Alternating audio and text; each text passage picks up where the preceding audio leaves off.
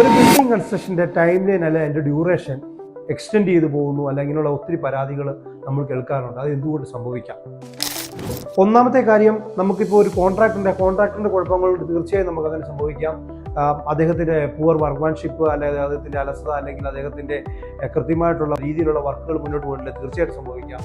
അതുപോലെ തന്നെ നമുക്ക് രണ്ടാമതായിട്ട് പറയുവാണെങ്കിൽ, നമുക്കിപ്പോൾ കൃത്യമായിട്ടൊരു ബജറ്റ് ചെയ്തു, ആ ബജറ്റ് കൃത്യമായിട്ട് ഷെഡ്യൂൾ ചെയ്തു, ആ ഷെഡ്യൂൾ ചെയ്ത വർക്ക് അതേപടി കൃത്യമായ ഇൻസ്ട്രക്ഷനിൽ മൂവ് ചെയ്യുവാണെങ്കിൽ അതനുസരിച്ചുള്ള ടൈം ഡ്യൂറേഷൻ ആദ്യമേ കോൺട്രാക്ടർ പറയുന്നത്. അപ്പോൾ അതിനപ്പുറത്തേക്ക് കൂടുതലായിട്ട് എക്സ്ട്രാ എന്തെങ്കിലും കാര്യങ്ങൾ നമ്മൾ ചെയ്യുവാണ്, അല്ലെങ്കിൽ അവിടെ കൂടുതലായിട്ട് അലങ്കാര പരിപാടികൾ ചെയ്യുവാണ്, അല്ലെങ്കിൽ കൂടുതൽ എന്തെങ്കിലും ചെയ്തു കഴിഞ്ഞാൽ തീർച്ചയായിട്ടും നമ്മുടെ വർക്ക്മാൻഷിപ്പ് കൂടും, നമ്മുടെ ടൈം ഡ്യൂറേഷൻ കൂടും. അങ്ങനെ അതും ഇതിനെ ബാധിക്കാം.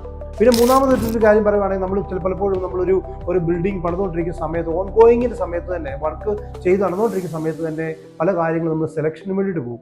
അതാണ് നല്ലത്, ഇതാണ് നല്ലത്. ഒരു വേവറിഡ് ആയിട്ടുള്ള ക്ലയൻസിൻ്റെ മൈൻഡ് പലപ്പോഴും ഈ പറയുന്ന നമ്മുടെ ഈ പ്രൊജക്റ്റ് ഡ്യൂറേഷനെ വല്ലാണ്ട് സ്വാധീനിക്കുന്നതായി കാണുന്നുണ്ട്. പ്രധാനമായിട്ട് ഇപ്പോൾ ഒരു സാധനം നമ്മൾ വാങ്ങിച്ചു, ആ സാധനത്തിനേക്കാൾ കൂടുതൽ നല്ലത് അതായിരിക്കാം, ഇതായിരിക്കാം. അത് പർച്ചേസ് ചെയ്യാൻ അതിനൊരു തീരുമാനമില്ലാതെ പോയി കഴിഞ്ഞാൽ നമുക്ക് തീർച്ചയായിട്ടും ഇതുപോലെ തന്നെ നമ്മുടെ ടൈം ലിമിറ്റ് നമുക്ക് കൂടി പോകുന്നതായിട്ട് കാണാം. ഇതൊക്കെയാണ് പ്രധാനമായിട്ടും നമുക്ക് ടൈം ലിമിറ്റ് കൂട്ടുന്ന ഫാക്ടേഴ്സ്.